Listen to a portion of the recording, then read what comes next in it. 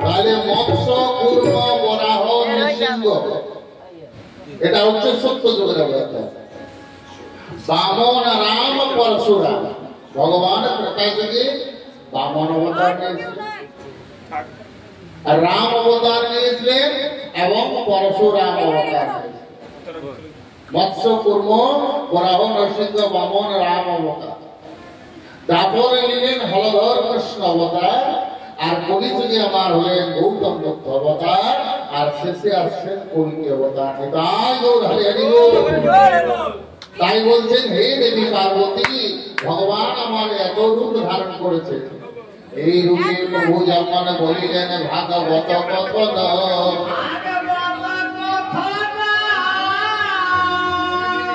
আরে বৃক্ষ ডালেতে এক ডিম্ব আজ শুনিল দর্পণ।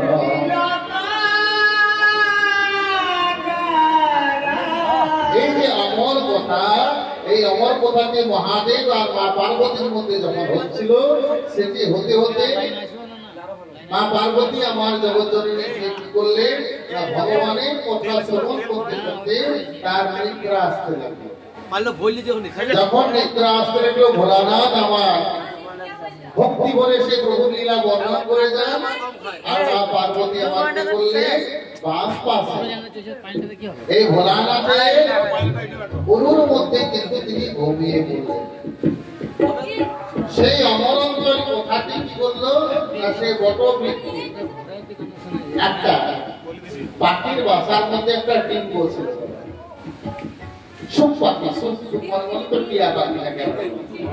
সেই টিয়া পাখির ডিম্বটি ওই অমরত্বের কথা শুনতে শুনতে সেই ডিম্ব থেকে বেরিয়ে বাচ্চা যখন হয়ে গেল, পার্বতী যখন ঘুমিয়ে গেল, তখন সেই সুখ পাখিটি সে কিন্তু শ্রবণ করে হ্যাঁ হ্যাঁ বলতে লাগলো। ভোলানাথ আমার মনে করছে তাহলে পার্বতী কথা শুনছে।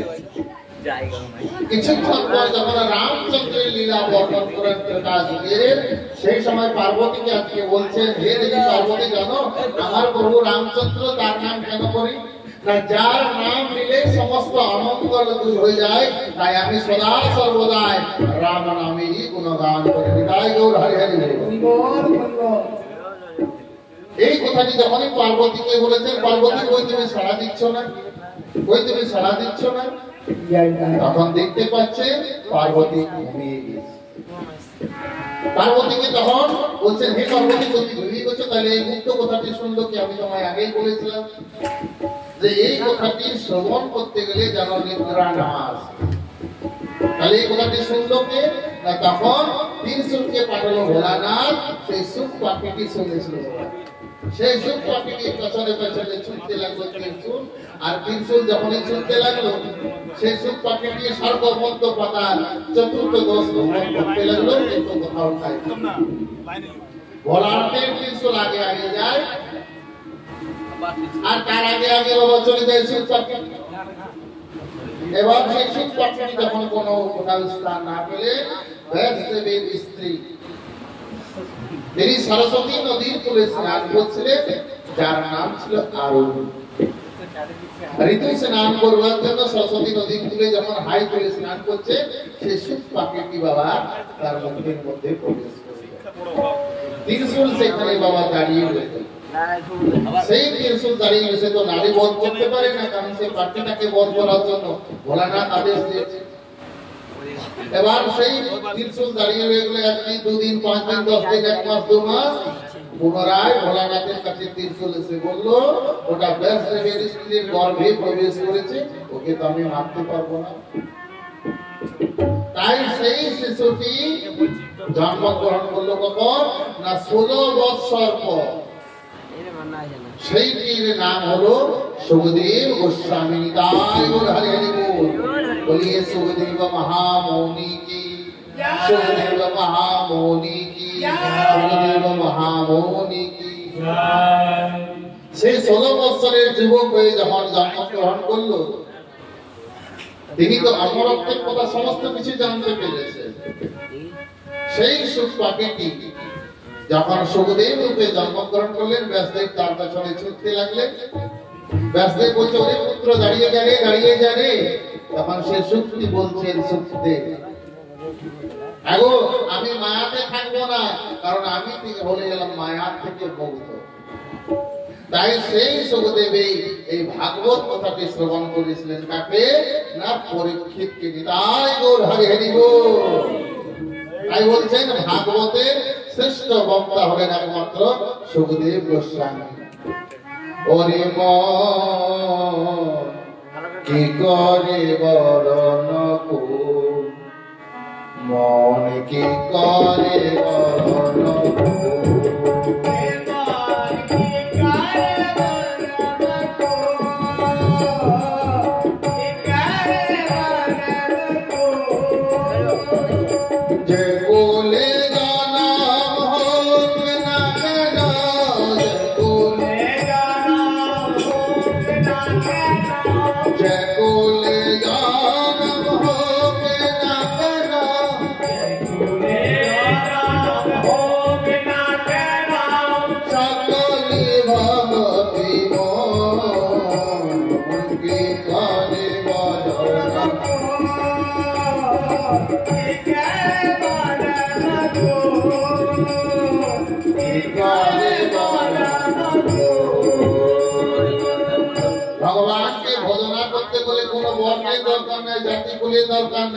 কেবল দরকার ভক্তি।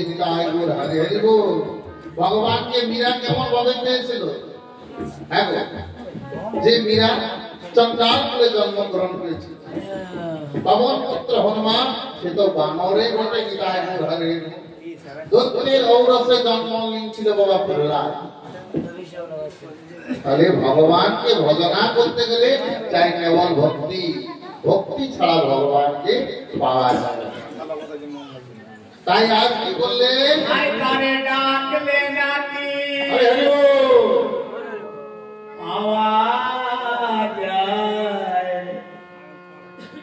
শুনেছি কানে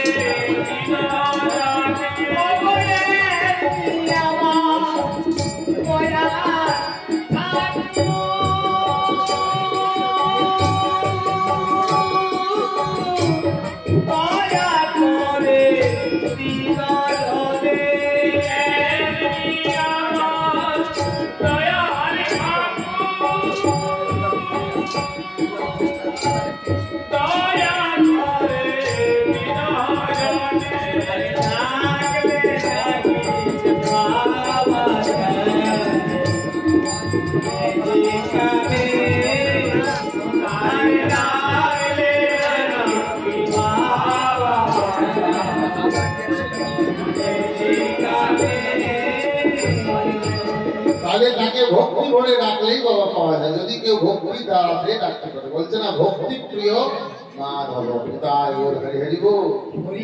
তাই কি করলে সেই অনাদির আদি গোবিন্দ সচ্চিদানন্দ পরম ব্রহ্ম জন্ম নিলেন যদু কুলে, সেই কৃষ্ণ কৃপা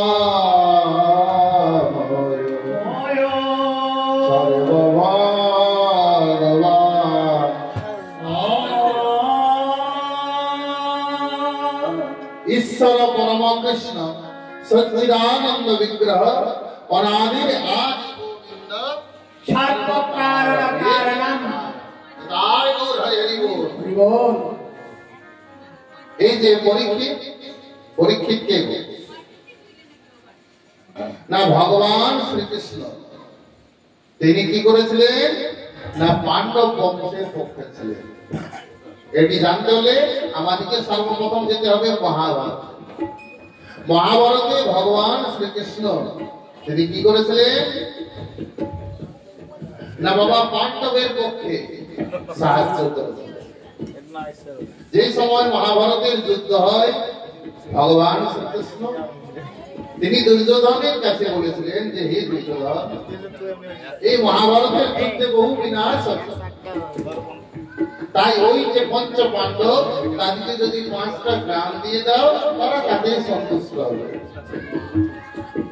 কিন্তু বাবা বিনাশ কালে বিপরীত বুদ্ধি, যখন কারো বিনাশ আসে না তখন তার বুদ্ধিটা বিপরীত হয়ে যায়। দুর্যোধন বলছে বিনা যুদ্ধে সুচাগ্রে মেদিনী নাশ, অর্থাৎ যতক্ষণ না যুদ্ধ হবে ওই পাণ্ডব থেকে আমি সূর্যের অগ্রভাগের মাটিটাও দেব না, তাই যুদ্ধ অবশ্যই ভাবি। তাই ভগবান শ্রীকৃষ্ণ বললেন যে ঠিক আছে, যদি যুদ্ধ হচ্ছে হবে তাহলে আমি কিন্তু এই মহাভারতের যুদ্ধে আমি কিন্তু অস্ত্র ধারণ করব। সেখানে ভীষ্ম প্রতিজ্ঞা কি বলেছিলেন যে হে কেশব হে মধুসূদন, ওই মহাভারতের যুদ্ধে আমি কোন ক্ষেত্রে তোমায় অস্ত্র ধারণ করা। ভগবান শ্রীকৃষ্ণ আজ দুর্যোধনকে বললেন হে দুর্যোধন, আমি তো অস্ত্র ধারণ করবো না, ভগবান শ্রীকৃষ্ণ বলছেন দুর্যোধন বললেন আপনার 16 অক্ষরের সেনাটি আমায় দিন। আর অর্জুন কি চাইলেন?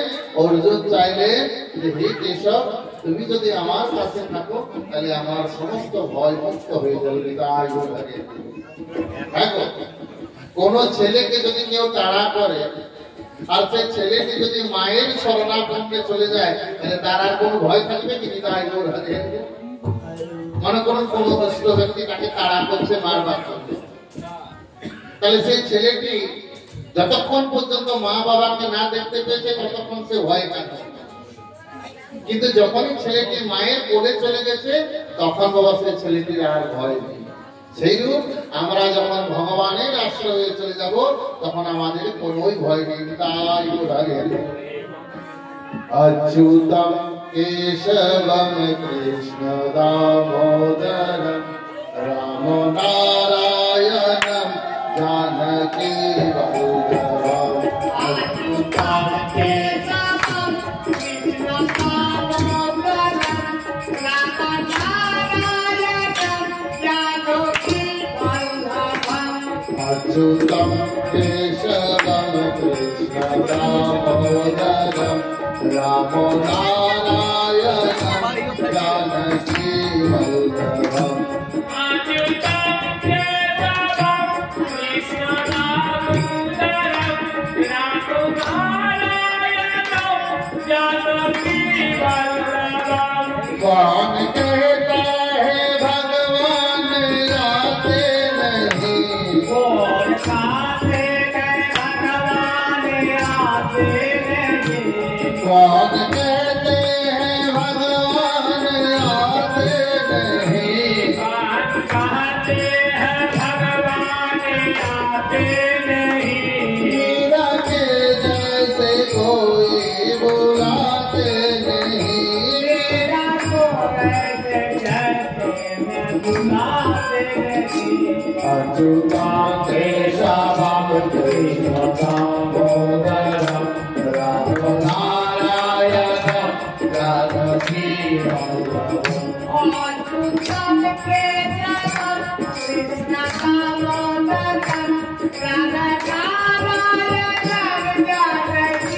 बोले भगवान आसे ना भगवान के যদি আমরা ডাকার মতো ডাকতে পারি তবে তো মা আসবে আর আমরা পুজো করছি আর ভেট কেছে কতক্ষণে বাবা সেবা করতে পারি তাই হয় তাই তো হলো না कौन कहता है भगवान आते नहीं भगवान आते हैं पर मीरा के जैसे कोई बुलाते नहीं जमन मीरा डेकेছিল भगवान कौन कहता है भगवान आते नहीं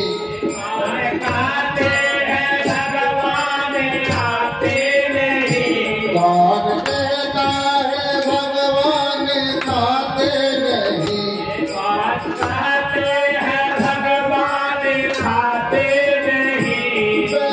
सबरी के जैसे खिलाते नहीं सबरी के जैसे खिलाते नहीं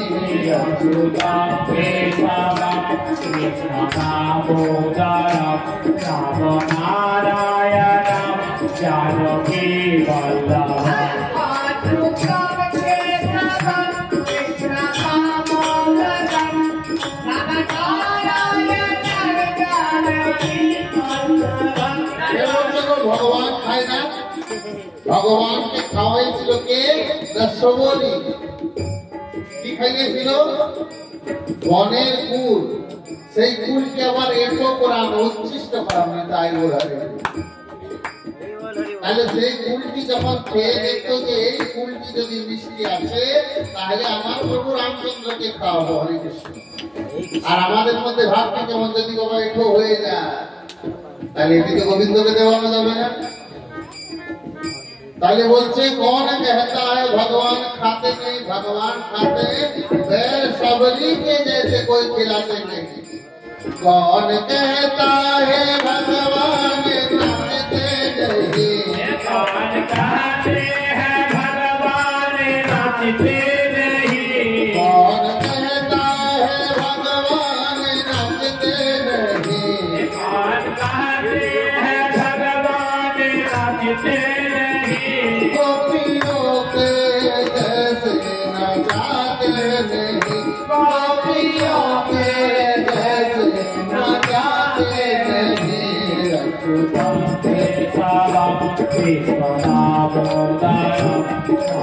नारायण जानकी कौन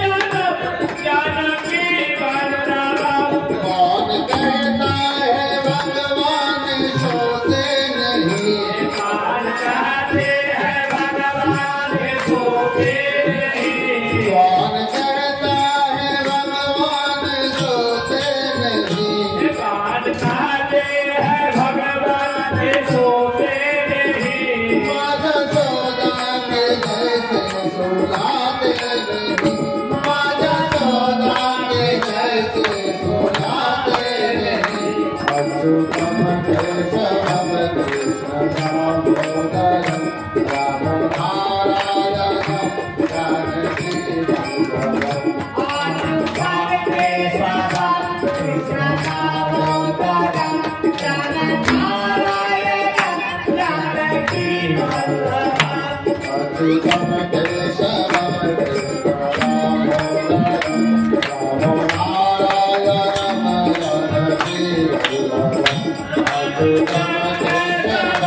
कृष्ण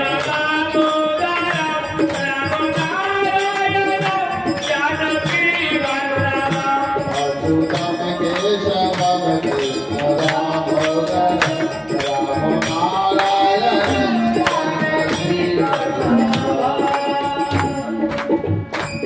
भगवान के পেতে হলে একমাত্র ভক্তি চাই। অর্জুন বলছেন, হে প্রভু, আমি তোমাকে ছাড়া কিছু চাই না। তুমি যদি অস্ত্র নাও ধরো, তুমি তো আমার কাছে রইবে, তাহলে আমি কি করবো? হে ধর্মরাজ যুধিষ্ঠির, ভগবান শ্রীকৃষ্ণ কি বললেন জানেন বাবা? না, অর্জুনের রথের সারথি হলেন সারথি মানে কি বাবা?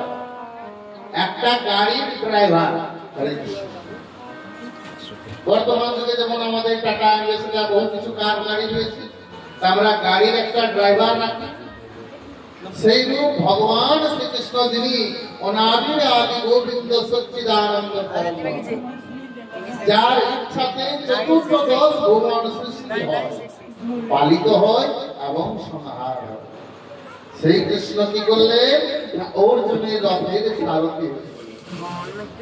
এবার ড্রাইভারকে বাবা আমরা যদি বলি, হে ড্রাইভার, আমাকে ওই দোকানে দাঁড় করিয়ে দাও, আমি ওখানে একটু জল পান করবো, ড্রাইভারকে দাঁড়াতে হবে।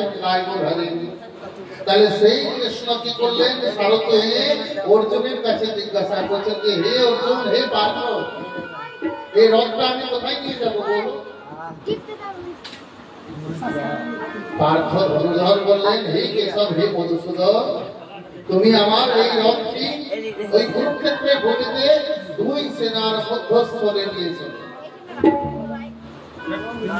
কেন না? আমি দেখতে চাই যে আমাদের পক্ষে, মানে পাণ্ডবের পক্ষে কে কে যুদ্ধ করতে এসেছে, আর কৌরবদের পক্ষে কে কে যুদ্ধ করতে এসেছে।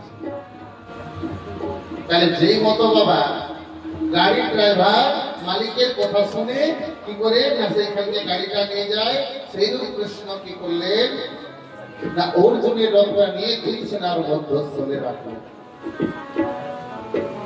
অর্জুনকে সেখানে একটাই কথা বলছেন দাদা, যে হে পার্থ, হে ধনঞ্জয়, দেখো এই কৌরবদের, এই কুরুবংশের যুদ্ধের জন্য উদ্যত দেখতে পাবে। তারা নিজের ধন, স্ত্রী, পুত্র সমস্ত কিছু বিসর্জন করে আজ তারা এসেছে যুদ্ধ করতে। কৃষ্ণর এই কথাটি শুনে অর্জুনের আঘাত, কি আঘাত লাগলো? আমি তো সে ক্ষত্রিয় বলে জন্মগ্রহণ করেছি, আর কুরু বংশটা তো আমারও বটে, কারণ পাণ্ডব আর কৌরব তারা তো আলাদা নয়, তারা তো একই। তাহলে তার গায়ে যখনই বাজলো, অর্জুন বলছেন, হে কেশব, হে মধুসূদন, আমি যুদ্ধ করতে পারবো না, আমার হাত থেকে গান্ডিব খুলে পড়ে যাচ্ছে, আমার শরীরে রোমাঞ্চ হয়ে যাচ্ছে। এই গুরুজন ব্যক্তিদের আমি এই ধনুর্বাণ দিয়ে কি করে বধ করব? আর আমি তো শুনেছি বড় বড় মহাপুরুষের কাছে যে গুরুজনকে বধ করলে নরকে গতি হয়। সেই সময় সেইখানে ভগবান শ্রীকৃষ্ণ সেখানে শ্রীমৎ ভগবত গীতার উপদেশ যেটিতে প্রথম চোখটাতে বলছে অর্জুনের বিষাদ। এই অর্জুন, তুমি কেন বলছো যুদ্ধ করবো না? তোমার যুদ্ধ করলে যদি তোমার প্রাণ চলেও যায় তাও তুমি স্বর্গলোক পাবে, আর যুদ্ধে যদি তুমি জয় করো তাও তুমি হস্তিনাপুরের রাজত্ব পাবে।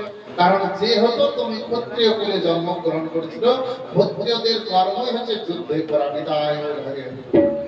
আপনাদের গ্রামে তো সমস্ত ক্ষত্রিয় আছে, নিতাই গৌর হরে। তাহলে ক্ষত্রিয়দের ধর্ম কি? যুদ্ধ। ক্ষত্রিয়দের ধর্ম খালি যুদ্ধ করাই নয় বাবা, নিতাই গৌর হরে। ক্ষত্রিয়দের ধর্ম কেবল যুদ্ধ করা নয়, ক্ষত্রিয়দের 7টি ধর্ম আছে, ব্রাহ্মণদের 9টি ধর্ম আছে, বৈশ্যদের 3টি ধর্ম আছে, শূদ্রদের 1টা ধর্ম আছে। কি বলছেন না? সম দম স্তব শৌচ ক্ষান্তি আর্য মেবচ জ্ঞান বিজ্ঞান আস্তিকম ব্রহ্ম কর্ম স্বভাবত। ব্রাহ্মণদের বইটাতে দেখবেন 9টি সূত্র থাকে, সে 9টি সূত্র 9টি গুণ আছে। সম, সম শব্দের অর্থ বহির ইন্দ্রিয়কে বশ করা। যেমন আমরা চোখে তারাতে রূপ দেখি, নাকের দ্বারাতে গন্ধ সুগন্ধ নিলাম, কানের দ্বারাতে কারণ নিন্দা চর্চা শ্রবণ করলাম, শুনতে খুব আনন্দ হয়। তাহলে এই যে বহিরিন্দ্রিয়, এই বহিরিন্দ্রিয়গুলিকে বশ করার নাম হচ্ছে সম। দম, দম শব্দের অর্থ কি? না যিনি অন্তরের ইন্দ্রিয়কে বশ করতে পারে। অন্তরে আমাদের তিনটা বাবা ইন্দ্রিয় ছিল, মন, বুদ্ধি এবং অহংকার। মনের দ্বারাকে আমরা কি করি? বহু রকমের কামনা করি। তাহলে এই রূপ বাবা ব্রাহ্মণদের এক একটা করে যদি বাবা পাঠ বলতে যাই, তাহলে বাবা আজকে রাত্রেও শেষ হবে না। তাই বহু সংক্ষেপে বলছি, ক্ষত্রিয়দের ধর্ম হচ্ছে সাতটি। কি কি? শৌর্য, তেজ, ভীতি, দাক্ষ, যুদ্ধে তত্ত্ব পলায়নম, দান, মিশ্র ভাবস্য, ক্ষত্রিয় কর্ম স্বভাব। ক্ষত্রিয়দের ধর্মটা কি? শৌর্য থাকবে, তার শক্তি থাকবে।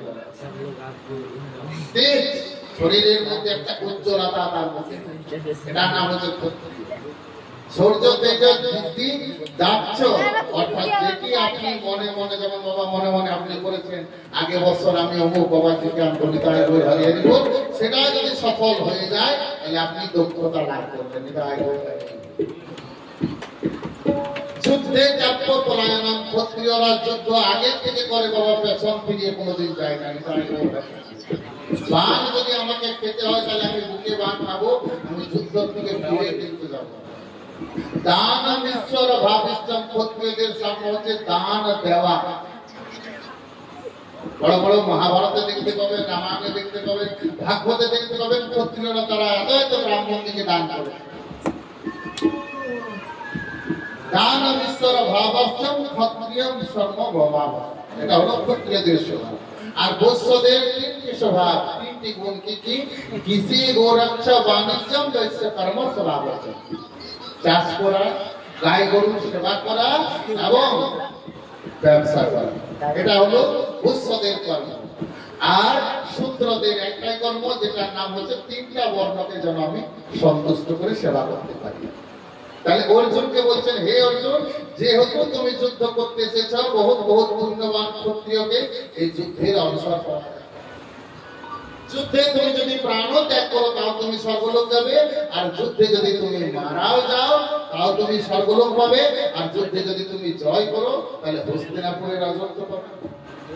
তাই সেই সময় ভগবান শ্রীকৃষ্ণ সেখানে শ্রীমদ ভাগবত গীতার উপদেশ দিয়ে গেলেন, যেটিকে প্রথমটির নাম হলো বিষাদ যোগ, দ্বিতীয়টি যোগটির নাম হলো সাংখ্য যোগ, তৃতীয় অধ্যায়টির নাম হলো বাবা জ্ঞান যোগ, চতুর্থ অধ্যায়ের নাম হলো কর্মযোগ। এগুলি বাবা 700 শ্লোক আছে, 700 শ্রীমদ ভাগবত গীতা।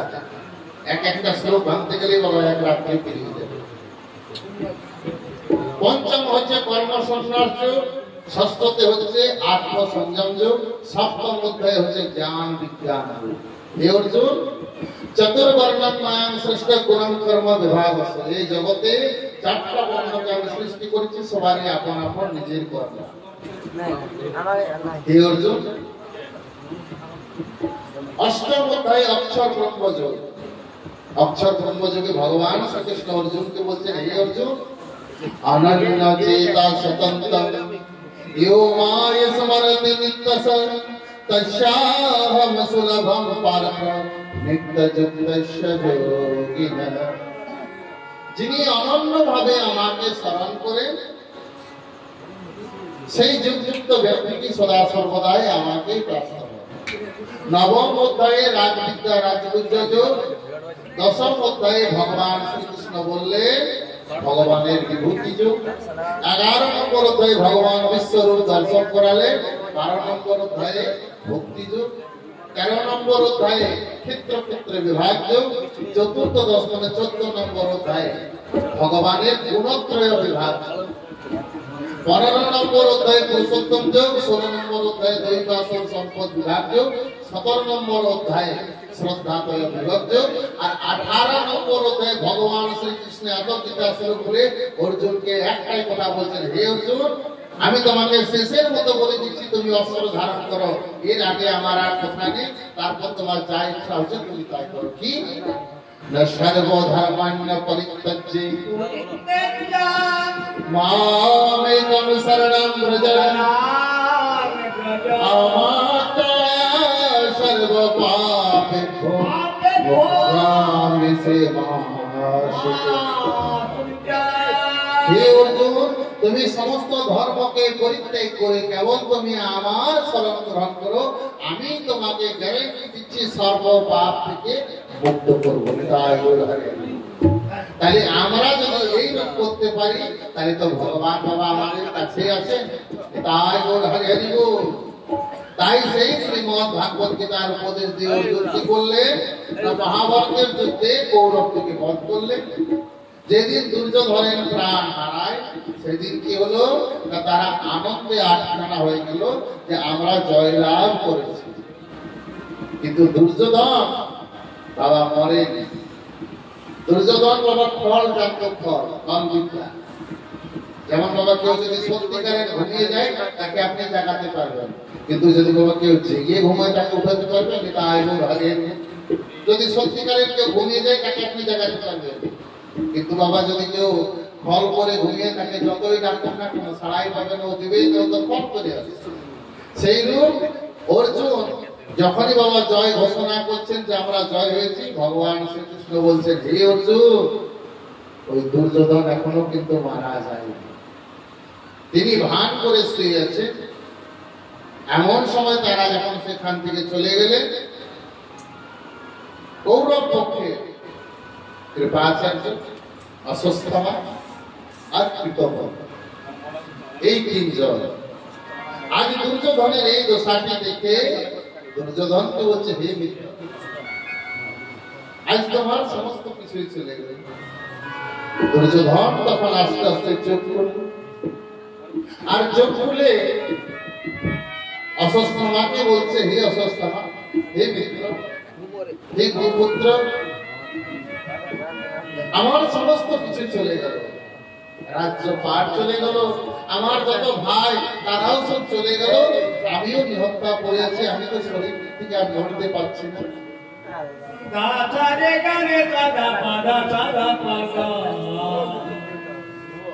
হে দুর্যোধন, হে মিত্র, বলো তোমার এই সময় আমি কিছু উপকার করতে পারি? মিত্র তাকে বলে বাবা যে দুঃসময়ে উপকার। দুর্যোধন বলছেন হে মিত্র, তুমি যদি আমার উপকার করতে পারো তাহলে ওই পঞ্চ পাণ্ডবের মস্তক কেটে এনে যদি তুমি আমায় দেখাতে পারো তাহলে আমার আনন্দ লাভ হবে। তাই বল হরি হরি। দেখুন বাবা, সে ষোলশয্যায় শুয়েছে, মৃত্যুর মুখে পতিত হয়েছে, কিন্তু সে এখনো কি চাইছে, ওই পঞ্চ পাণ্ডবের মস্তক কেটে এনে তুমি আমায় দেখিয়ে দাও। গুরুপুত্র অশ্বত্থামা বললেন ঠিক আছে মিত্র, তুমি যখন এটি চাইছো, তোমার এই মনোকামনাটি আমি পূরণ করব। ওই ভীম, অর্জুন, নকুল, সহদেব এবং যুধিষ্ঠির এই পঞ্চ পাণ্ডবের মস্তককে কেটে এনে আমি তোমায় দেখাবো।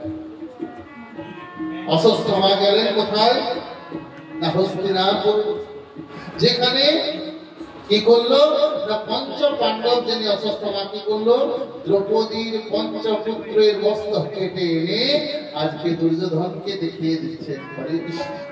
অন্ধকার রাত্রিত দুর্যোধনকে বিলাপ করে বলছেন হে মিত্র, আমি তোমার কাছে পঞ্চ পাণ্ডবের মস্তক চেয়েছিলাম, কিন্তু তুমি কি করলে, দ্রৌপদীর পঞ্চপুত্রের মস্তক কেটে এনে তুমি আমায় দেখালে। আমাদের বংশে তো কেউ নেই, তারা তো সবাই চলে গেছে, কিন্তু এদের বংশে যে পুত্র ছিল তাদেরকেও তুমি মেরে দিলে। সেই শোকে আজ দুর্যোধন প্রাণ ত্যাগ করিল যখন, আর দ্রৌপদীর পঞ্চপুত্র হত্যায় দ্রৌপদীর করে নরদন।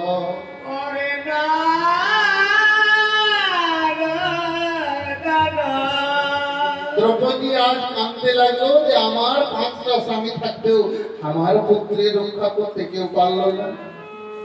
কৃষ্ণ কি করলেন, বলেন হে দ্রৌপদী, কর্মণ্যবাধিকারস্তে মা ফলেষু কদাচন, জীব আপন আপন কর্মের সাজা সবাইকে পেতে হয়। আমরা সবাই এই জগতে এসেছি কিসের জন্য জানেন? কর্মফল ভোগ করার জন্য। কর্মফল যদি আমাদের ভোগ না করতে তাহলে আমরা মুক্ত হয়ে যেতাম। আমরা এখানে এসেছি ঋণ শোধ করার জন্য। তাই হে দ্রৌপদী, তোমার ওই যে পঞ্চপুত্রের মস্তক অশ্বত্থামা কেটেছে, সেই অশ্বত্থামার ও প্রাণদণ্ড দেওয়া হবে। তাই আজ ভীম, অর্জুন, তারা কৃষ্ণ, তারা কি করলো, অশ্বত্থামার পেছনে ছুটতে লাগলো। অশ্বত্থামার কাছে যখন বাবা নিজে শরণাপন্ন হলেন, অশ্বত্থামাকে প্রাণ রক্ষার বই কি করলেন না ব্রহ্মাস্ত্র চালিয়ে দিলেন। নিজের প্রাণ রক্ষার জন্য অশ্বত্থামা যখন ব্রহ্মাস্ত্র চালিয়ে দিলেন, যে পাণ্ডবের বংশ যদি কোথাও লুকিয়ে আছে সেও যেন মারা যায়। বিদায় ওর হারিয়ে দিল। ভগবান শ্রীকৃষ্ণ ভীমকে বলছেন, হে ভীম দাদা, এই ব্রাহ্মণ কুমার সে ঘুমন্ত শিশুকে বধ করেছে। তাই এর কাউকে ভয় পায় না। এর মস্তকে একটা দিব্য মণি আছে, সেই মণিটা কেড়ে নেয়।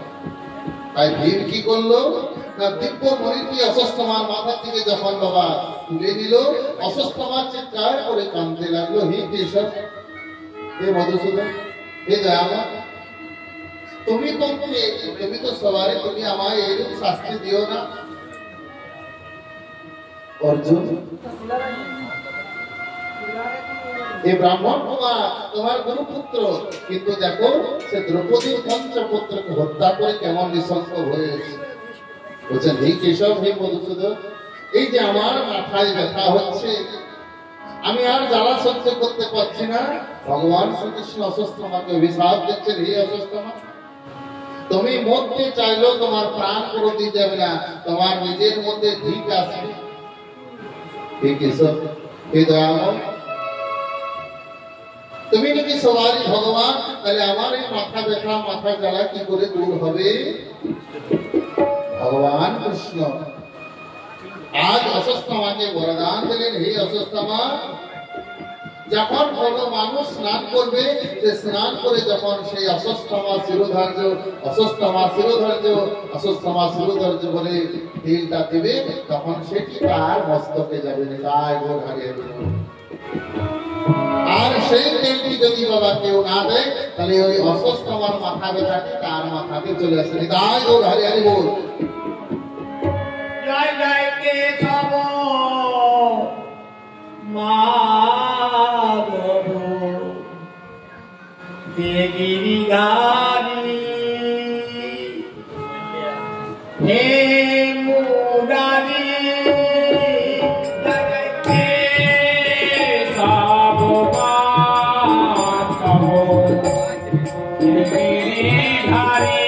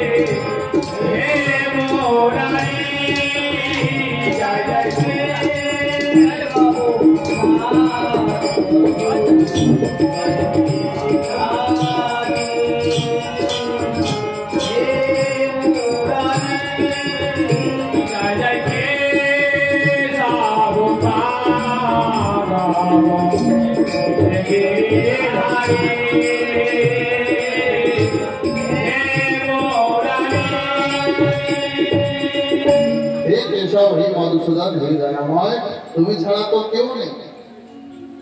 তাই সেই ভগবান শ্রীকৃষ্ণ হস্তিনাপুর রাজ্যে মহারাজ যুধিষ্ঠিরকে রাজ্যপদে অভিষিক্ত করে দিলেন। আর সেই কৃষ্ণ যদুনন্দন আজ কুন্তির কাছে আদেশ চাইছে, ধর্মরাজ যুধিষ্ঠির কাছে আদেশ চাইছে, হে ধর্মরাজ, আমি তো দ্বারকা থেকে বহুদিন এসেছি, তাই আমাকে তো এবার দ্বারকায় যেতে হবে। আজ কুন্তি করজোড়ে কৃষ্ণকে প্রার্থনা করছে, কৃষ্ণ কৃষ্ণ জগন্নাথ সংসার দুর্দৃশ্য ভাবম নাম গ্রহণ মাত্রেণ সর্ব পাপম হরস্বতে।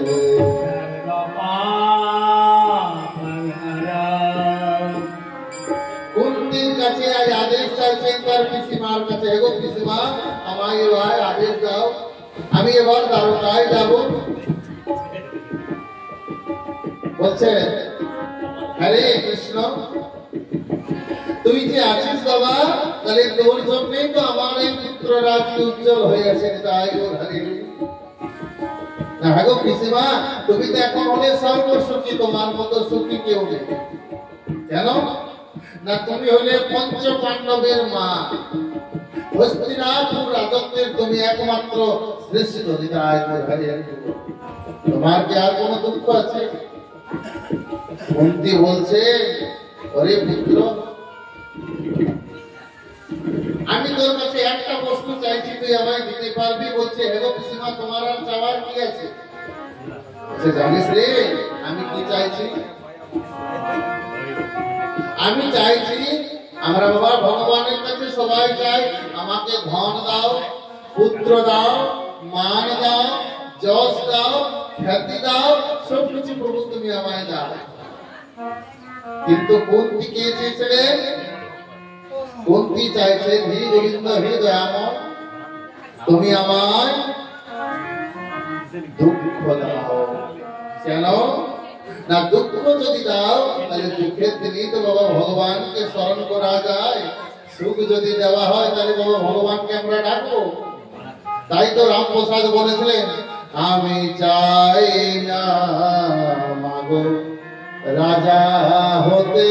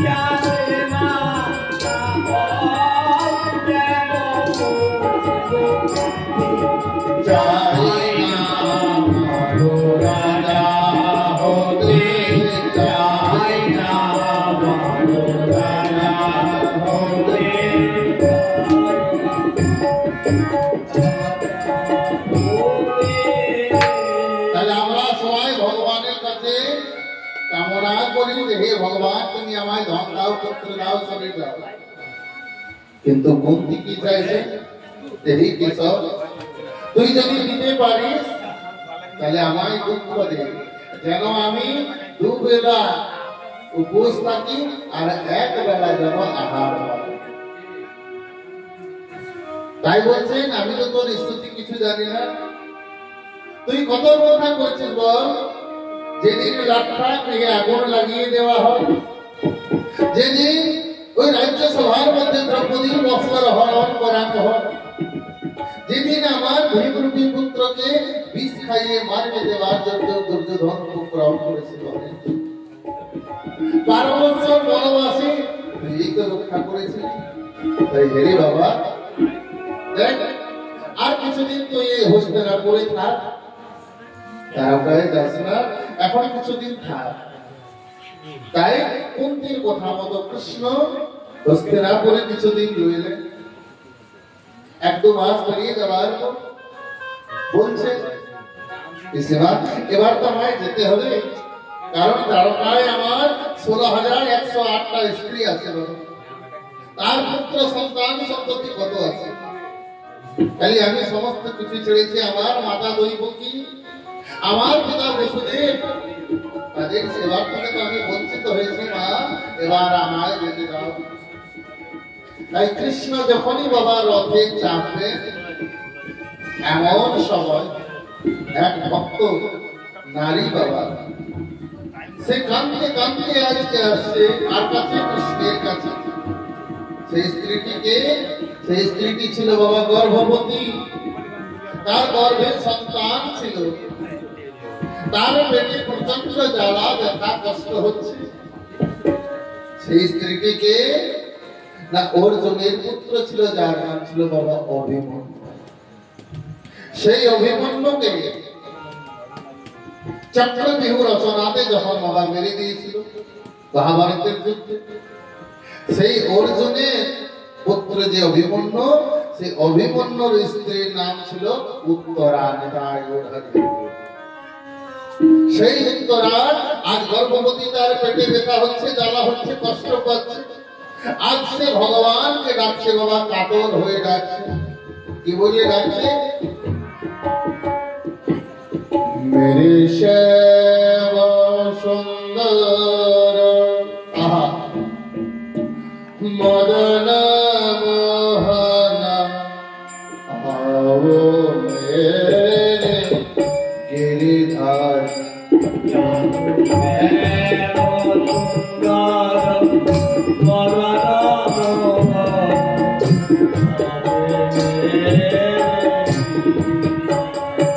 मेरे श्याम सुंदर मदन आओ मेरे गिरिधार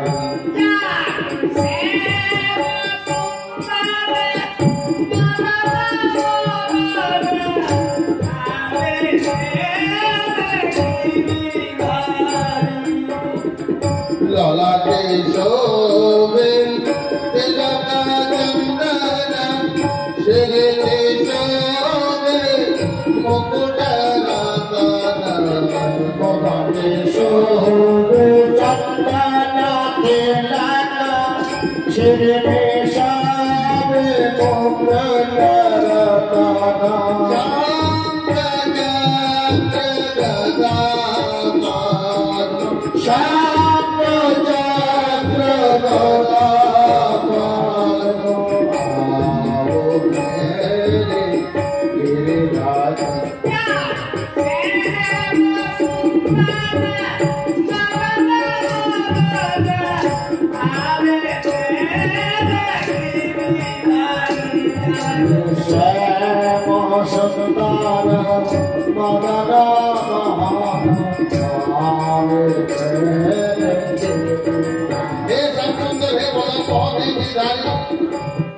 তুমি আমার এই গর্ভস্থ শিশুটাকে রক্ষা করবো যে এখন পৃথিবীর আলোয় দেখতে পাইনি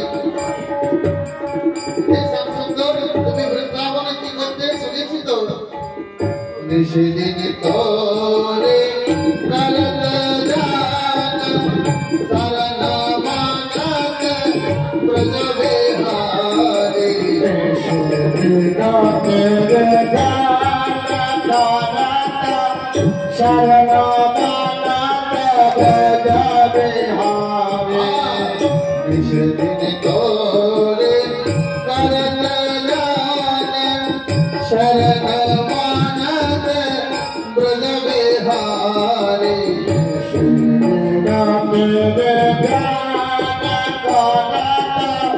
शरण मानत ब्रज बिहारी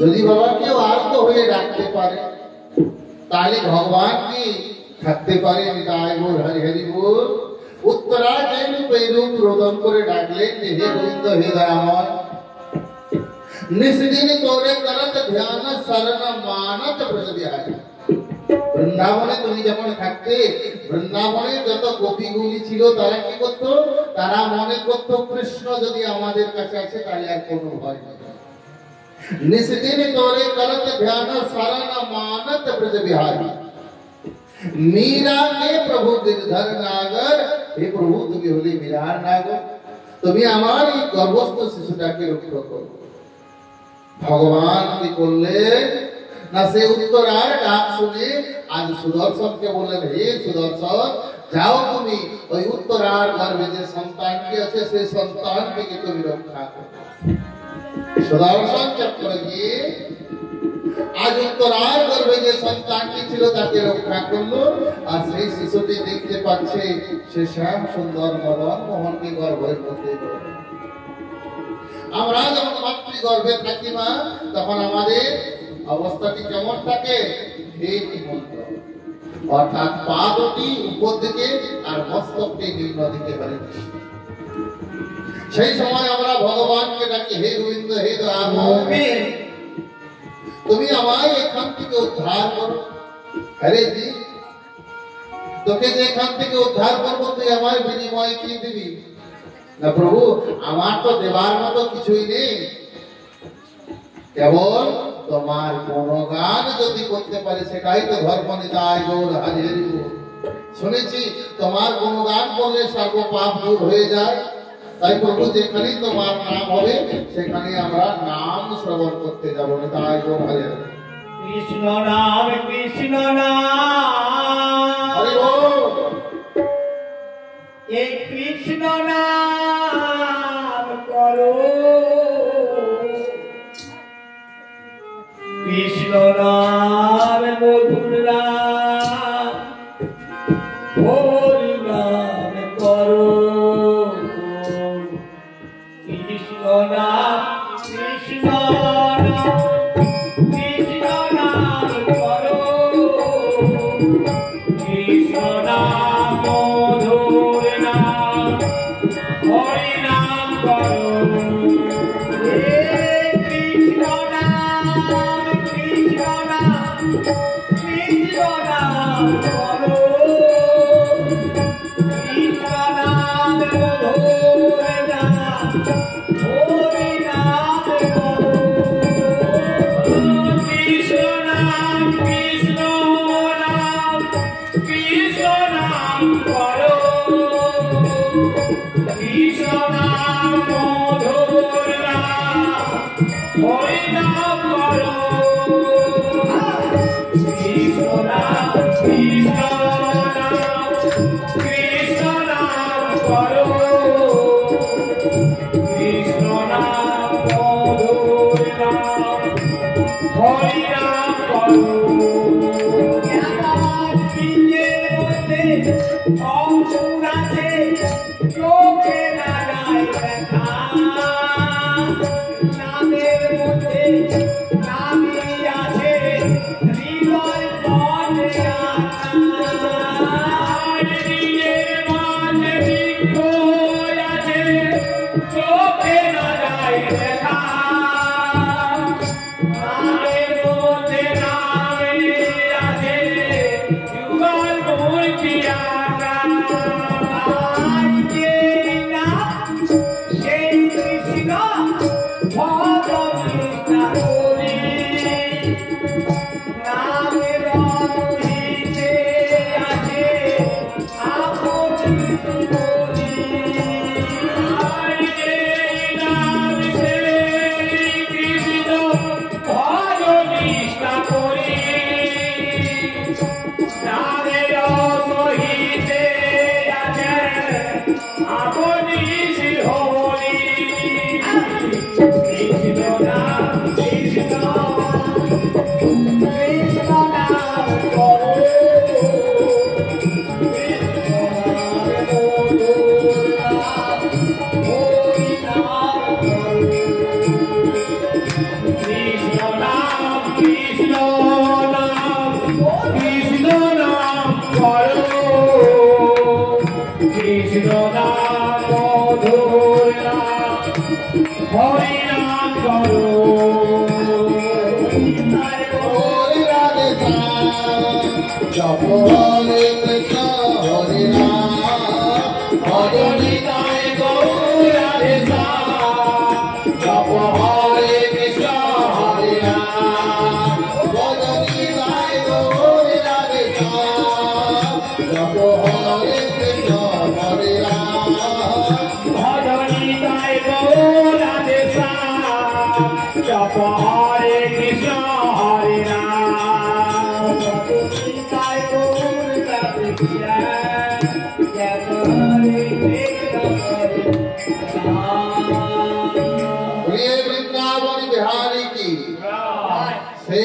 শিশুটি যখন জন্ম নিল তখন তার নাম হলো পরীক্ষিত।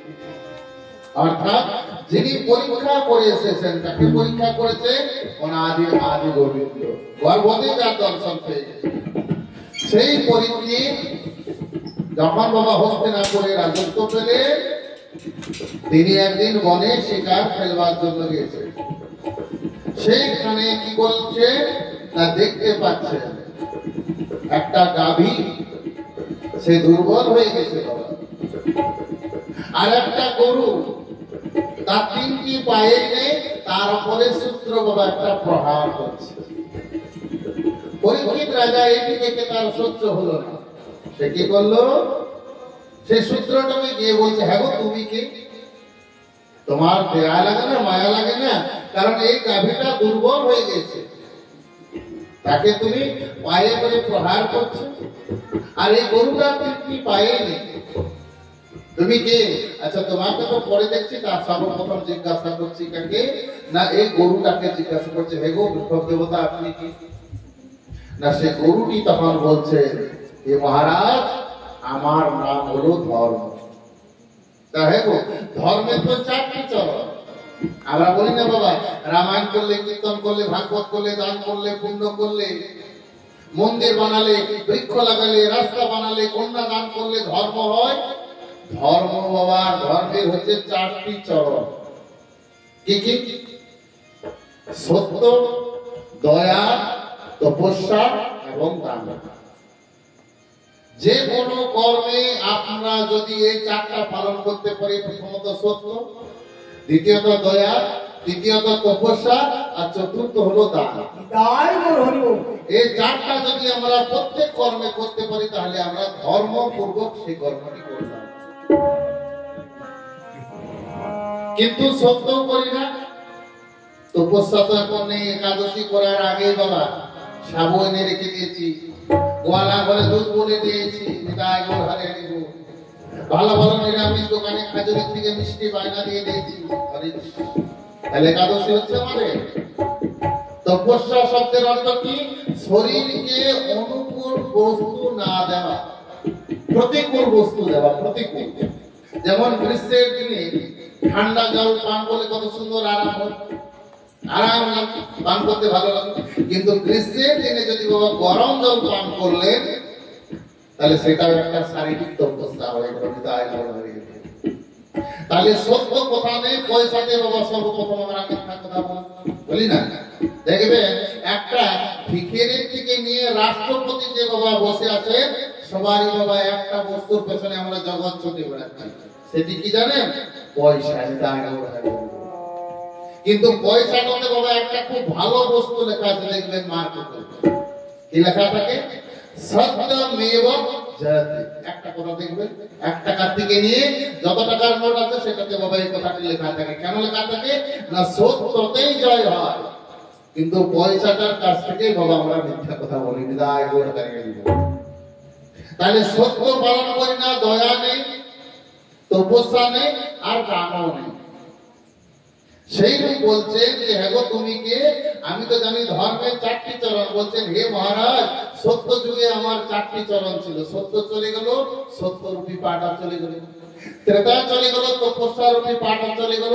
তারপর চলে গেল দয়া রূপী পাটা চলে গেল। কলিযুগে এখন কি আছে? কেবল দান রূপী পাটা বেঁচে আছে। তাই কলিযুগে দেখবেন চারিদিকে এখন ভাগবত হচ্ছে বাবা, চারিদিকে কোথায় দেখবেন বাবা কত কত গাড়ি আছে আদায় করবার, প্রচুর প্রচুর এখন ভাগবত হচ্ছে, দান যোগ্য পাচ্ছে বলে না হচ্ছে বাবা। তাহলে কলিযুগে ধর্মের একটাই চরণ, যেটির নাম হলো দান। কিন্তু দানটাও আবার বলছে বাবা উচিত ব্যক্তিকে দিতে হবে। তাই বলে শ্রীমদ ভাগবত গীতাতে ভগবান শ্রীকৃষ্ণ অর্জুনকে বলছেন, হে অর্জুন, দাতত্বমিতি অজ্ঞানম দিয়তে অনুপকারিণ দেশ কালে চ পাত্রেণ সাত্বিক দান উচ্যতে। দানও 3 প্রকার হয়। একটা দানের নাম হলো রাজসিক দান, একটা দানের নাম হলো সাত্বিক দান, আর একটি দানের নাম হলো তামসিক দান। এটা আইগোর হরি হরি। সাত্বিক দান কোনটি? না যে দান করলে আমি তার কাছে কোনো যেন উপকার না পাই। এটা আইগোর হরি হরি। রাজস্বিক দান কাকে বলে? না যাকে দান করলাম তার কাছ থেকে বদলে যেন আমি বাবা কিছু পাই। তাকে যদি আলু দিলাম তার কাছ থেকে যেন বাবা কুমড়ো পাই। হরে কৃষ্ণ। আপনার কাছে আলু হয়েছে, আপনি তাকে আলু দান করলেন, আর তার বদলে আপনি কি চাইছেন? ওরে তোর বাড়িতে তো কুমড়ো হয়েছে, আমাকে দান দিবি। তাহলে সেটার নাম হলো রাজস্বিক দান। আর তামসিক দান কোনটা বলে? না যে দানটি অপর কেউ যদি তো বাবা 10 টাকা দিল, আপনি তখন তাকে দেখাবার জন্য কি করলেন? 100 টাকা নোট বাই করে তাকে দান দিলেন। ওটার নাম হলো তামসিক দান। তাহলে প্রত্যেকটি কর্মের 3 রকম ভাগ পাওয়া যায়, সাত্বিক, রাজসিক, তামসিক। তাই তাকে জিজ্ঞাসা করছে তুমি কে? শূদ্রটাকে পরীক্ষিত বলছে আমি হলাম অধর্মে, ঔরসে আর হিংসার গর্ভে জন্ম, আমার নাম হলো কি গো? কলি। বিদায়। হিংসা ঔরসে মিথ্যার গর্ভে কলির জন্ম।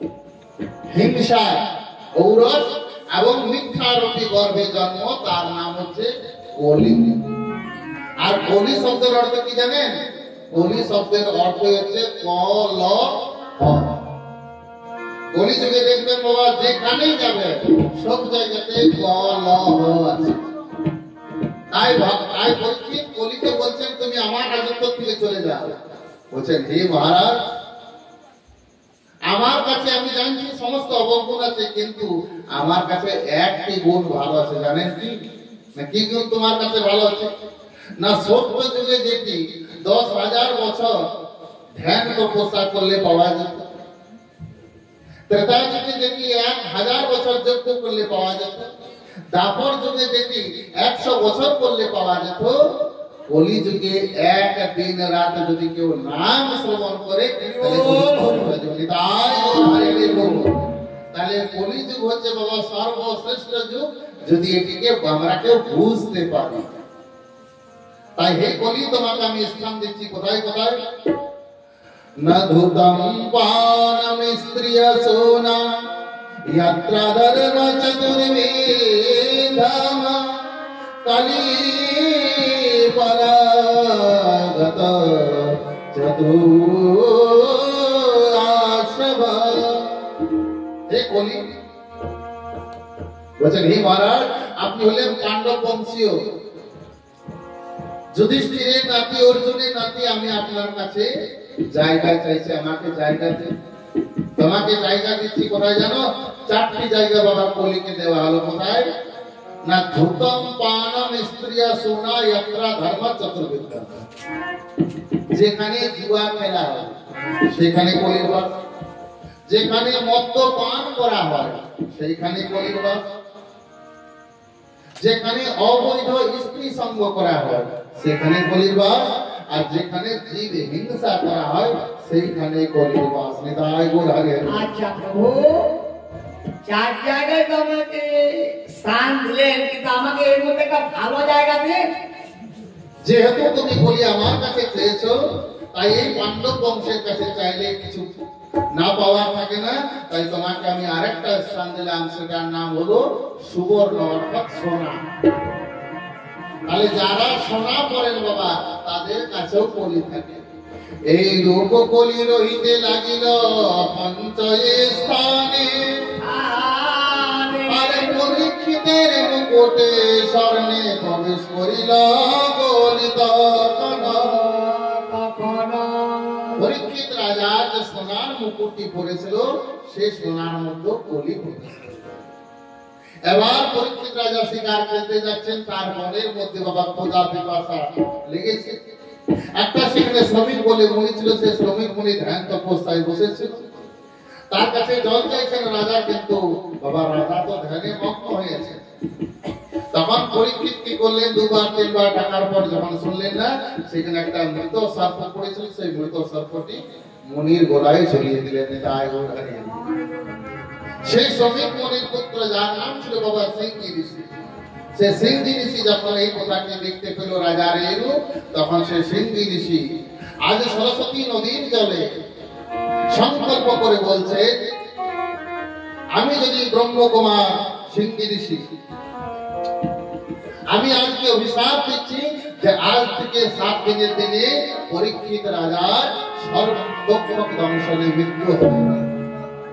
এই কথাটি যখনই পরীক্ষিত জানতে পারলেন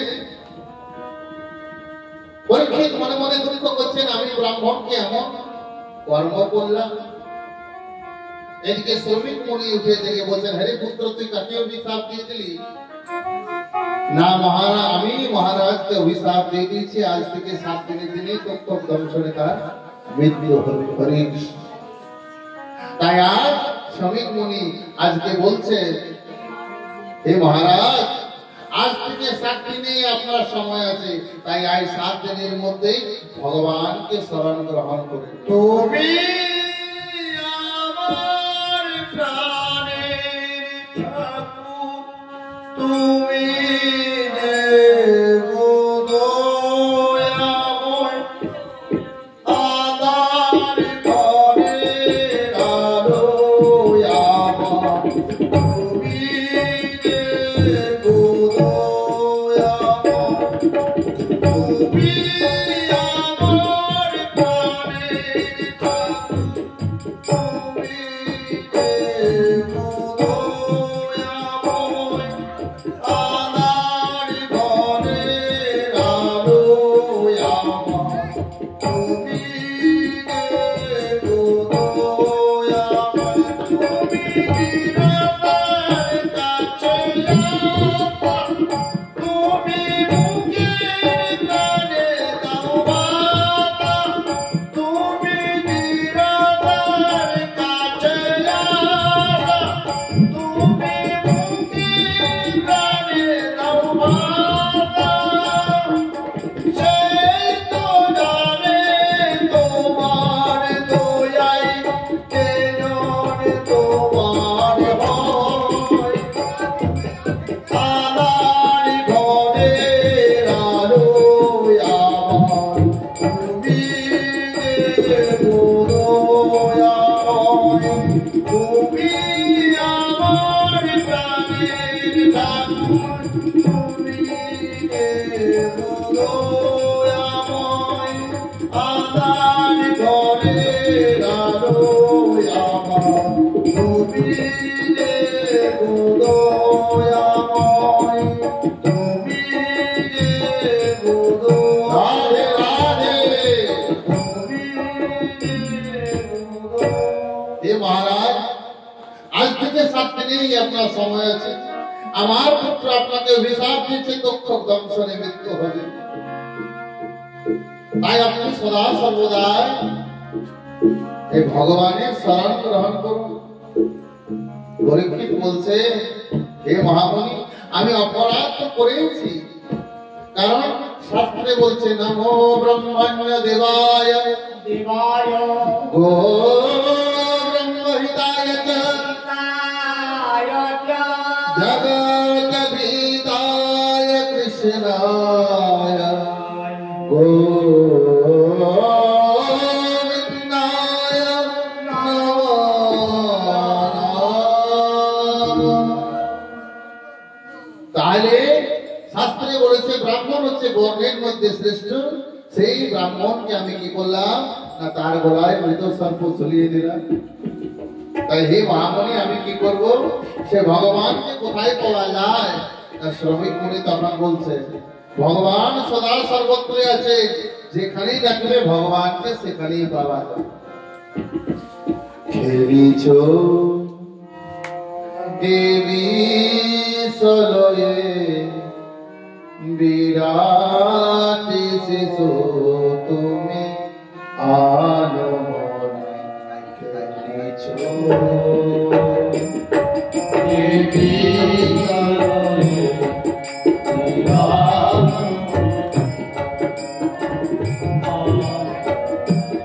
খেলিছ দেবী সলয়ে বিরাট শিশু তুমি আলো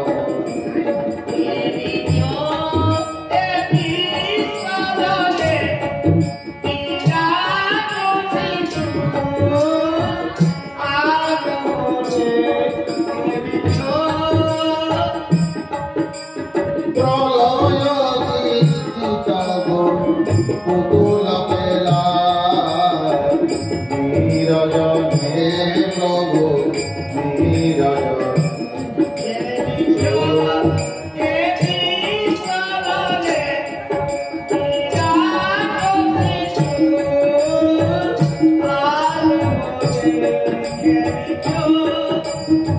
ভগবান যদিও খেলছে আমরাও খেলছি।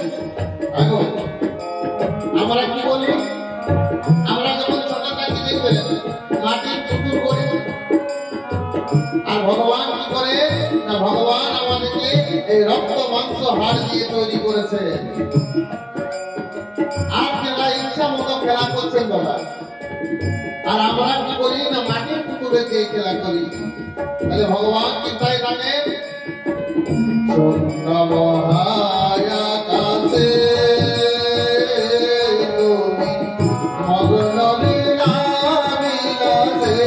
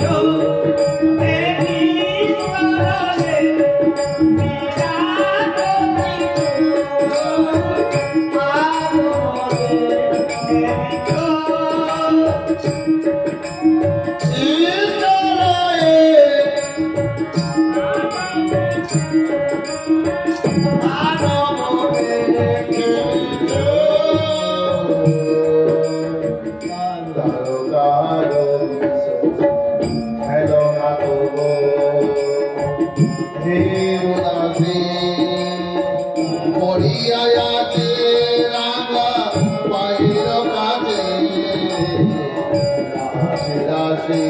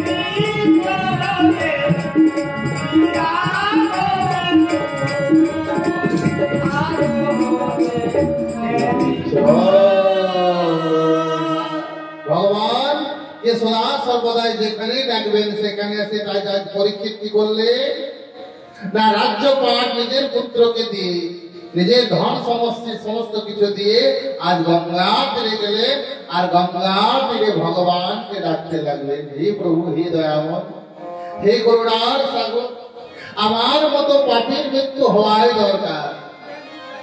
তাই আজ সেই ব্যাস মুনির পুত্র সুখদেব তিনি এই ভাগবত পুরাণকে নিয়ে আজ পরীক্ষিত মহারাজের কাছে এসে আজ ভাগবত কথা শ্রবণ করাচ্ছেন। बोलिए भागवत पुराण की जय, व्यास नंदन सुखदेव महामुनि जय। তাই সে 16 বছরের যুবক আজ পরীক্ষিত মহারাজকে ভাগবত কথা শ্রবণ করাচ্ছেন। বলছেন, হে মহারাজ, আপনি সদা সর্বদাই ভগবানের গুণগান করুন, ভগবানের যত সমস্ত লীলা বর্ণন করলে, আর বলছেন ভগবানের সবচেয়ে শ্রেষ্ঠ লীলা হলো বৃন্দাবনের লীলা। তাই হে পরীক্ষিত, জানো বৃন্দাবনে কি হয়? এখন সে বৃন্দাবনে বাঁশি বাজে বাজে এখন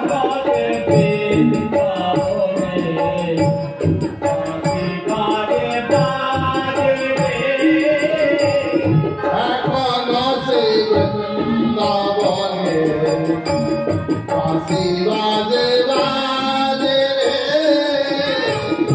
এখনো সে বৃন্দাবনে বাঁশি বাজে বাজে রে বাঁশির সুরে কত কত বাঁশির সুরে কত কত বাঁশির সুরে কত কত ওই বাঁশির সুরে কত কত ময়ূর নাচে রে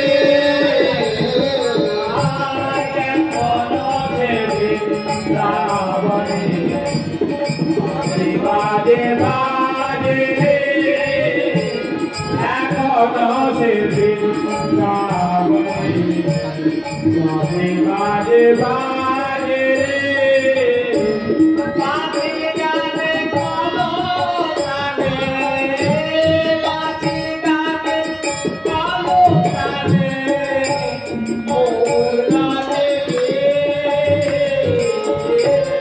এখনো সে বৃন্দাবনে বাঁশি বাজে বাজে রে এখনো সে বৃন্দাবনে বাঁশি বাজে বাজে রে আয় কোতে রাজা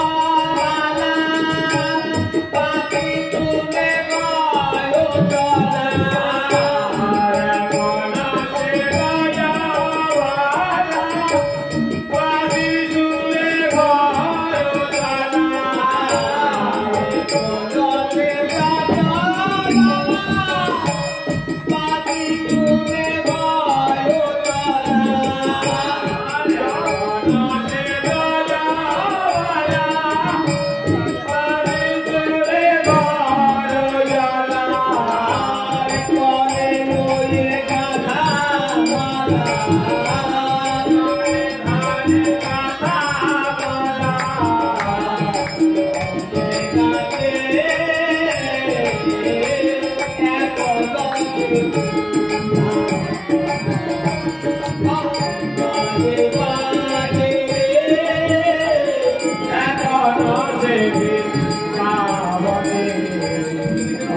বাজে বাজে রে কলসে ধেনু বলি ও জানকে কোলাই বলি কলসে গাবি বলি ও জয়নে উড়াই বলি